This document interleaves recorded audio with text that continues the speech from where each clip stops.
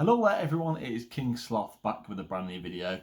Today we're going back over the subject of British Army misconceptions and different things that have been messaged throughout the past, it's been I think a month since last time I did the Truth About Phase 1's videos again. But this one, I've got even more really weird questions, but I think if people are thinking on that this person who messaged me might not be the only person. The first one, I got a message saying, I don't have a suit.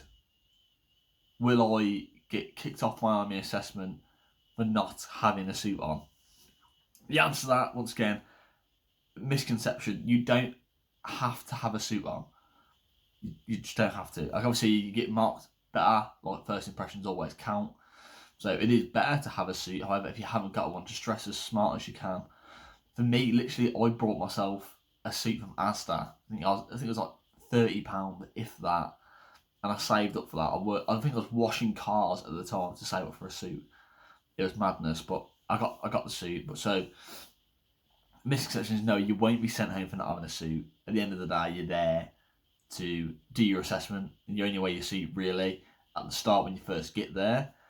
And if you, I think you're meant to have it for your interview as well. If you've got time to change in between the fitness test and the interview. Second misconception, once again, getting this quite a bit, about hair. I don't know why this is such a massive issue. I guess it must be this generation. When it comes to hair, they're like, I'm getting people literally send me pictures of their hair. Literally, like, is this hair too long? Can I do this? Can I come to phase 1 like this? The best way of putting this, like, the misconception is they were worried about if I go there, will I shave all my hair straight away? I always say this is like fully dependent on your training staff. I can't really make a decision on that to like tell you if it's too long or too short. The best way most people work it out is if it can be hidden underneath your beret, then it's fine.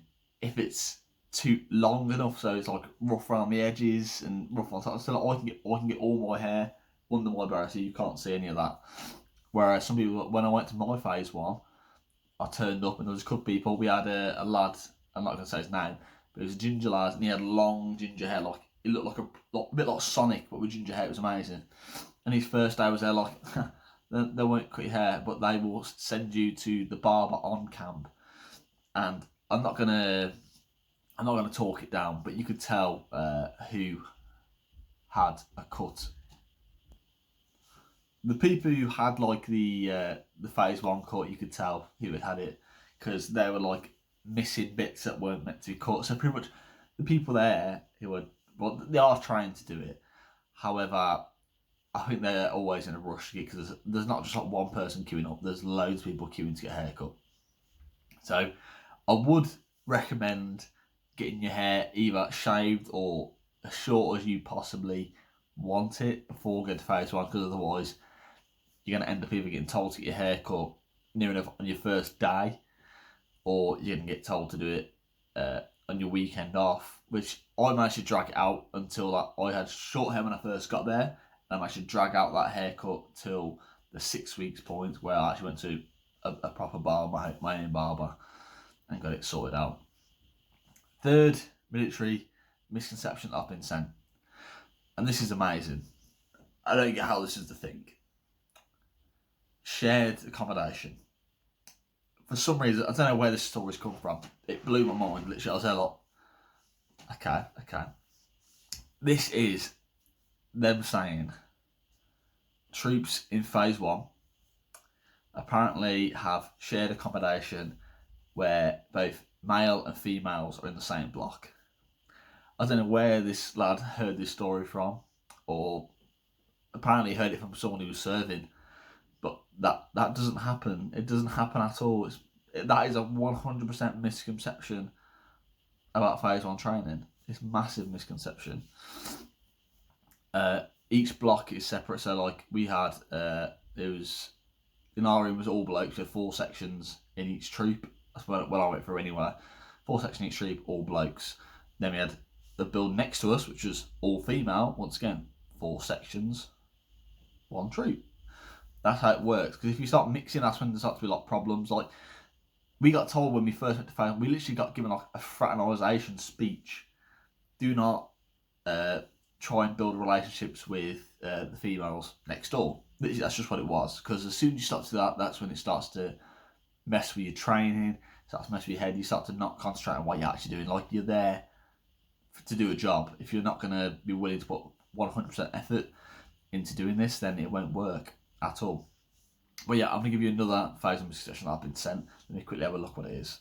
2 seconds. There you go. This is the final misconception about phase one training, which I do find pretty interesting how they managed to figure this out. And he even sent me a picture of what he meant about drinking in phase one training. He literally sent me a picture. There is a pub in Winchester. There's like a little bar area in the welfare suite near there. And pretty much, yes, there is a bar. Will you as a phase one be using it? No, you won't be using it at all. That doesn't happen.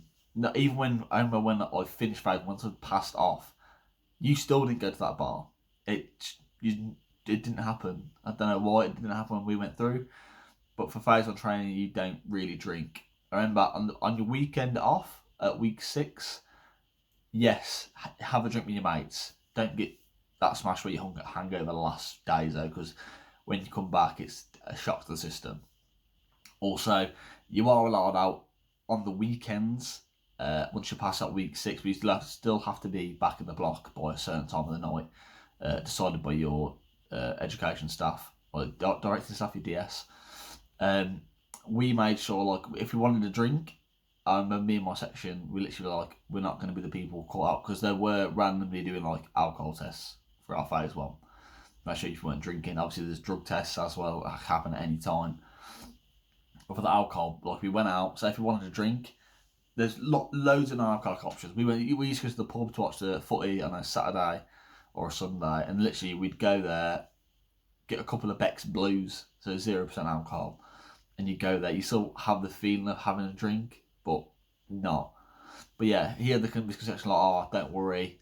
When it comes to the weekend, I just go to the pub and have a drink. And they're like, they don't wear that, mate. You just can't drink in phase one. Sorry. Once you get to phase 2, there's a pub there. And when my phase 2 in Blandford, there's an actual pub called the 2020 when I was there. And it was cheap for drinks. It was really good. It ran more like at the time we went through, it was 2 of the wives who ran the bar. It was really, really good. Good way to unwind after a hard day's work. But yeah, the misconception of it is, no, you don't drink throughout phase 1. Or if you do, you're most likely going to get caught. I'm not going to lie. We had a lad who did get caught drinking, and it didn't end well for him. It was pretty bad. But yeah, I hope you have all enjoyed the misconceptions about phase 1 training. I get that the first one was an army assessment, but I said to the lad, next time we do a phase 1 misconception, I'll add that to it, so no one else falls for them saying what people are saying. It's madness. But yeah, it has been King Sloth. I'm aiming for 10 likes on this video. Hope you all have an amazing day. I'll see you all soon.